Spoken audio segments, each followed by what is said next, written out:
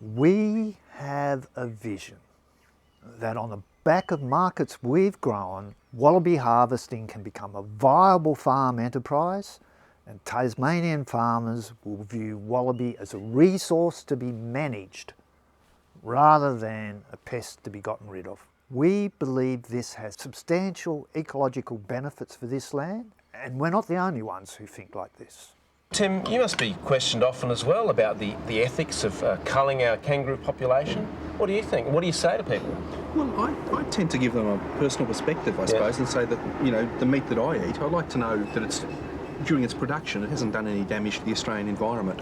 Yeah. We're still in the early days of labelling, but there's a little bit of meat labelling, and you can, you know, ask where the meat comes from, Yes. how it was produced, whether it's been feedlotted or whether it's free range, you know. But the one meat you always know that's produced in a way that's environmentally friendly is kangaroo meat. I mean, it's a well-regulated absolutely. industry. I don't need to ask there, really, how it's been produced. So I'm happy to eat kangaroo as often as I can get it. I'm Michael Archer. I'm a professor in the University of New South Wales. I see the kangaroo industry as probably the best example of an industry that is sustainably utilizing a native resource in a way that not only doesn't endanger that resource, but arguably enhances it, improves the chances of it surviving into the future. But that's still in the future. For now, we deliver real and significant environmental benefits. I'm not one to beat around the bush. Wallaby don't burp up tons of methane like cattle and sheep do. In fact, they emit almost no methane.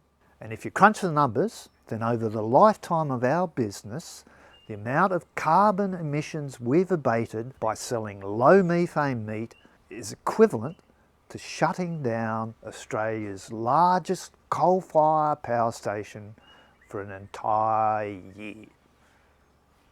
Personally, I think that's pretty cool. We also ensure that the wallaby culled to help farmers are utilised rather than wasted.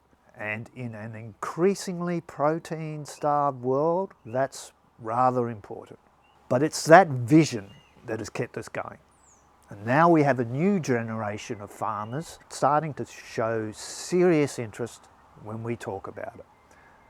Now, we're not talking about wallaby farms.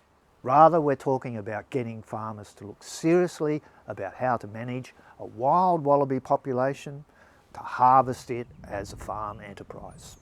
It may not happen in our lifetime, but we do hope that one day Tasmanian wallaby will become the Christmas dinner staple, and that wallaby will in part at least replace sheep and cattle in some of our farm environments.